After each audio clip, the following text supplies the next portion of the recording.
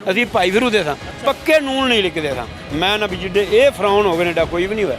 ਇਹ ਮੌਜੂਦਾ ਹੁਕੂਮਤ ਇਹ ਕਹਿੰਦੀ ਹੈ ਇਹ ਆਵਾਮ ਦੀ ਪਸੰਦੀਦਾ ਹੁਕੂਮਤ ਹੈਗੀ। ਕਿਸੇ ਪਸੰਦ ਨਹੀਂ ਇਹਨਾਂ ਆਪਣੀਆਂ ਕੁਰਸੀਆਂ ਵਾਸਤੇ ਸਾਰਾ ਕੁਝ ਕੀਤਾ ਹੈ, ਮਾੜੇ ਬੰਦੇ ਦਾ ਕੁਝ ਨਹੀਂ ਸੋਚਿਆ ਇਹਨਾਂ। ਹੁਕੂਮਤ ਕਹਿ ਰਹੀ ਹੈ ਥੋੜਾ ਸਬਰ ਕਰ ਲੋ, ਇਹ ਮੁਸ਼ਕਿਲ ਲਮਾ ਹੈਗਾ, ਗੁਜ਼ਰ ਜਾਏਗਾ। ਮੈਨੂੰ ਰੋਟੀ ਅੱਜ ਭੁੱਖ ਲੱਗੀ ਤੇ ਲਿਆ ਖਵਾ ਮੈਨੂੰ ਖਾਣਾ ਤੇ ਮੈਂ ਸਬਰ ਕਰਾਂ। ਬੱਚੇ ਕਿੱਧਰ ਜਾਣ?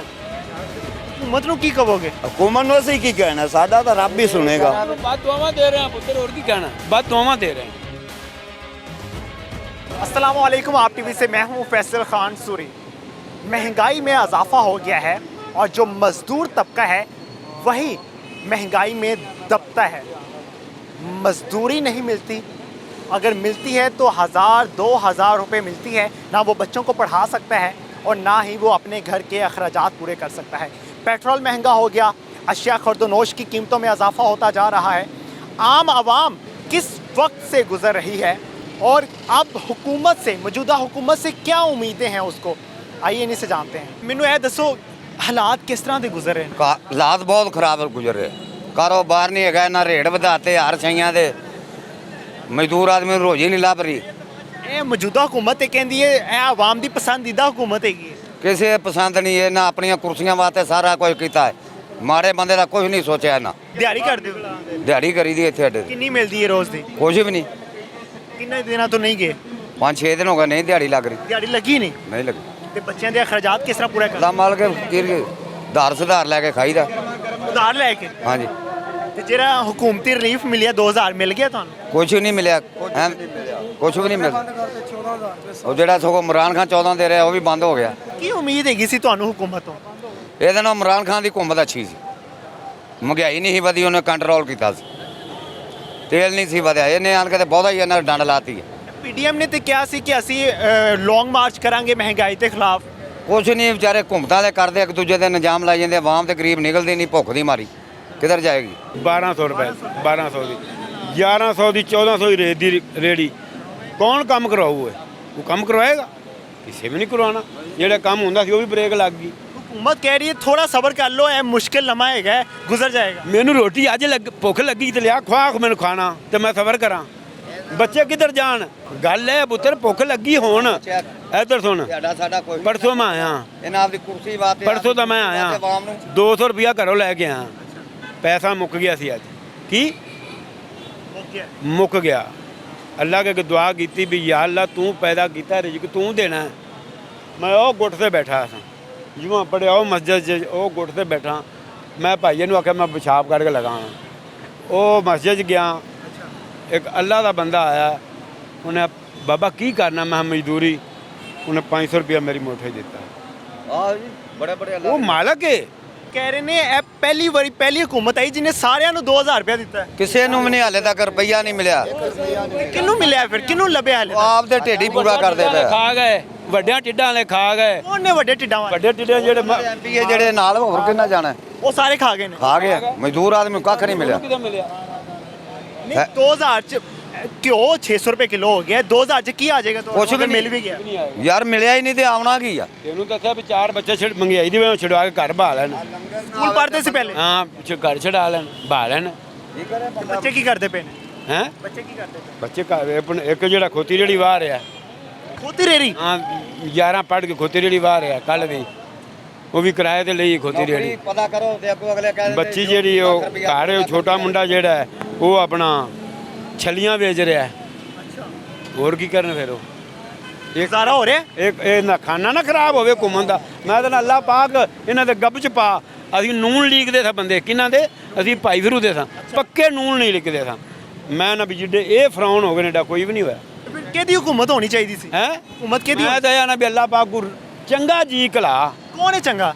ਚੰਗਾ ਉਹ ਬੜਾ ਲਿਆਵੇਗਾ।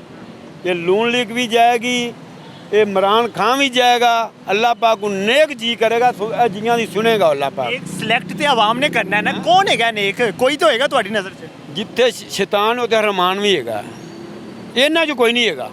ਅੱਗੇ ਸਾਡਾ ਜਦਾਰੀ ਆਇਆ ਬਲੋਚ, ਬੇਨਜ਼ੀਰ ਦਾ ਬੰਦਾ, ਉਹਨੇ ਵੀ ਖਾਣਾ ਖਰਾਬ ਹੀ ਕੀਤਾ। ਬੱਲੇ ਉਹਨੇ ਵੀ ਕੋਈ ਨਹੀਂ ਛੱਡਿਆ। वो शहबाज शरीफ कह रहे कोई भुखा नहीं मरे, ਉਹ ਨਹੀਂ ਮਾਰਦਾ, ਉਹ ਡਾਢਾ ਹੈ। कह रहे मैं अपने कपड़े बेच दांगा गरीबां ਲਈ। ਬੜਾ ਕੁਝ ਵੇਚੇਗਾ। ਮੈਂ ਕਿਹਾ ਵੇਚਾਂਗੇ, ਅਗਲਿਆਂ ਦੇ ਲਾਸ ਉਹਦੇ ਅਗਲਿਆਂ ਦੇ ਵੀ ਲਾਉਣ ਨੂੰ ਤੁਰੇ ਆ। ਕੀ ਕਹਿ ਰਹੇ ਹੋ? ਕਰੋ ਹਾਲੀ ਤੱਕ ਤਾਂ ਅਗਲਿਆਂ ਦੇ ਲਾਸ ਸੀ ਗਰੀਬਾਂ ਦੇ, ਤੁਹਾਡੇ ਵੀ ਲੱਤ ਗਏ ਨੇ। ਸਾਰਿਆਂ ਦੇ ਲੱਥੇ ਪੈਣ। ਹੋਰ ਕੀ ਹੈ, ਕੋਈ ਅਸੀਂ ਸਰਮਾਏਦਾਰ ਹੈਗੇ ਆ, ਮਜ਼ਦੂਰ ਆਦਮੀ ਹੈਗੇ ਆ। ਕਿੰਨੀ ਕਮਾ ਲੈਂਦੇ ਹੋ, ਮਜ਼ਦੂਰੀ ਕਿੰਨੀ ਕਰ ਲੈਂਦੇ ਹੋ? ਜੇ ਇੱਕ ਲੱਗਦੀ ਹੈ ਤੇ 20 ਲੱਗਦੀਆਂ ਕੋਣੀ ਇੱਕ ਚ ਕਿੰਨਾ ਕਮਾਉਂਦੇ ਹੋ? ਹੈ। ਇੱਕ ਚ ਕਿੰਨਾ ਕਮਾਉਂਦੇ ਹੋ? ਇੱਕ ਚ 1200 ਲੱਭਦਾ ਹੈ ਤੇ 1200 ਨੂੰ ਕਿਤੇ ਲਿਜਾਈਏ? ਉਹਦੇ ਨਾਲ ਮਹੀਨਾ ਗੁਜ਼ਰ ਜਾਂਦਾ ਹੈ। ਮਹੀਨਾ ਕੀ ਗੁਜਨਾ, ਨਿੱਕੇ ਨਿੱਕੇ ਬੱਚੇ ਨੌਕਰੀਆਂ ਚਲਾਏ ਨੇ। ਕੀ ਨੌਕਰੀਆਂ ਕਰਦੇ ਪਏ? ਬਸ ਨੌਕਰੀਆਂ ਜਿਹੜੀਆਂ ਹੋਇਆ, ਕੋਈ ਬੱਚੇ ਬੜਾਵਣ ਲੱਗ ਗਿਆ, ਬੱਚੇ ਨਿੱਕੇ ਨਿੱਕੇ, ਕੋਈ ਬੱਚੇ ਖੜਾਵਣ ਲੱਗ ਗਿਆ। ਇਹ ਹਾਲਾਤ ਹੈ। ਤੇ ਘਰਾਂ 'ਚ ਲੜਾਈਆਂ ਨਹੀਂ ਹੁੰਦੀਆਂ? ਘਰਾਂ 'ਚ ਲੜਾਈਆਂ ਤਾਂ ਹੋ ਰਹੀਆਂ ਨੇ, ਇਸ ਤੋਂ ਉੱਤੇ ਹੋਰ ਕੀ ਪਵੇਂ ਹੋਵੇਂ। ਹਕੂਮਤ ਨੂੰ ਕੀ ਕਹੋਗੇ? ਹਕੂਮਤ ਨੂੰ ਅਸੀਂ ਕੀ ਕਹਿਣਾ, ਸਾਡਾ ਤਾਂ ਰੱਬ ਹੀ ਸੁਣੇਗਾ। ਵੱਧ ਦੁਆਵਾਂ ਦੇ ਰਹੇ ਆ ਪੁੱਤਰ, ਹੋਰ ਕੀ ਕਹਿਣਾ, ਵੱਧ ਦੁਆਵਾਂ ਦੇ ਰਹੇ ਆ।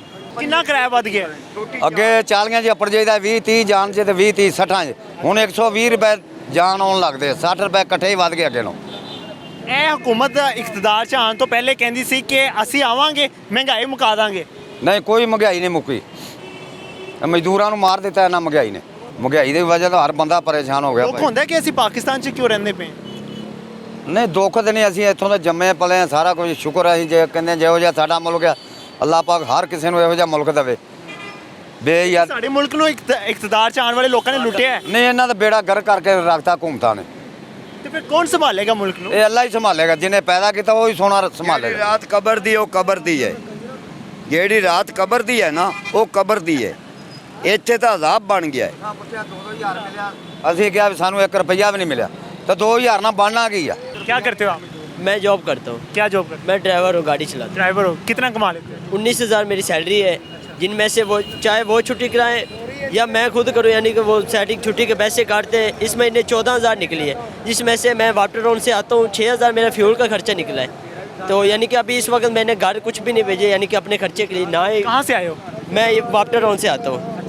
मेरा गांव पीछे बावल नगर चिश्तिया मंडी का हूँ मैं। कहाँ भेजते हो पैसे? हाँ, वहाँ भेज तो, लेकिन इस बार नहीं भेजा क्योंकि पैसे बचे नहीं। लंगर ना होवे तो अगर बंदा बात- रोड जावे। जो कमाते हो वो घर भेज देते हो, तो यहाँ क्या खाते हो? यहाँ पे बस गुजारा करते, कभी कभी खाना खा लेते, कभी नहीं खाते, कभी कभी 2 टाइम ऐसे भूखा, यानी कि रात को सो। पढ़े थे? हाँ, मैंने मिडल की है बस। क्या किए? मिडल की जाके आगे क्यों नहीं पढ़? बस आगे कुछ घर के हालात ऐसे थे कि यानी कि माँ बाप भी कमा रहे थे, फिर भी घर का सर्कल नहीं पूरा चलता था, इसलिए हम खुद यानी कि अपनी उम्र में 2000 के लिए मैसेज किया था? नहीं नहीं किया? नहीं चाहिए ही नहीं है 2000। तो किया था, लेकिन दूसरों ने किया तो उनको मिला नहीं, इसलिए हमने उम्मीद ही छोड़ दी है, क्योंकि जो मिलना नहीं फिर उसके ऊपर क्यों करना है। की कहना चाहोगे हुकूमत के बारे से? हम दे चाहते हैं कि खान दोबारा जावे, इमरान खान साहब अच्छा इमरान खान दोबारा आ जाए। हाँ जी, ਉਹ ਬਿਹਤਰ ਸੀ, अच्छा बंदा है। ਤੁਹਾਡੇ ਲਈ ਸੋਚਦਾ ਸੀ, हाँ जी, ਮਹਿੰਗਾਈ ਘੱਟ ਸੀ। कट सी ਹੁਣ ਕੀ ਹੋਇਆ ਹੈ? ये सारे डाकू आ गए हैं। डाकू आ गए। हाँ जी, वाकई डाकू ही हैं, और क्या कौन है? भगाएगा डाकुओं को? इमरान खान ही बचाएगा। खान, आम आवाम क्यों नहीं भगा सकती? यही तो मसला है ना, अवाम में के एहतजाज करेंगे तो गिर जाएगा।